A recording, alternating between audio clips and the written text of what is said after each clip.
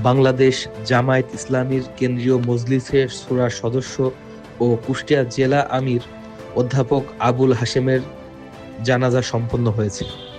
মঙ্গলবার ২০ জানুয়ারি সকাল ৯টায় শহরের হাউজিং চাঁদাগাড়া ঈদগাহ মাঠে তার দ্বিতীয় দফা জানাজা অনুষ্ঠিত হয়।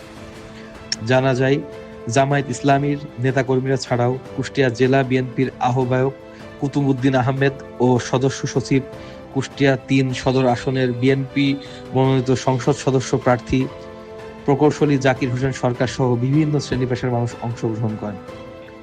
বেলা 11:30টায় মিরপুর উপজেলা ফুটবল মাঠে তৃতীয় দফা জানাজা শেষে উপজেলার ওয়াবদা কবরস্থানে তাকে দাফন করা হয়।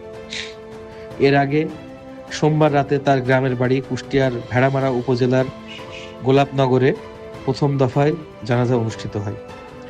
কুষ্টিয়া ৩ সদর আসনের জামাত মনোনীত প্রার্থী ও আলোচিত ইসলামী বক্তা মুফতি আমির হামজাকে হত্যার হুমকির প্রতিবাদে সোমবার কুষ্টিয়া শহরে বিক্ষোভ মিছিলের ডাক দেয় জেলা জামায়াত।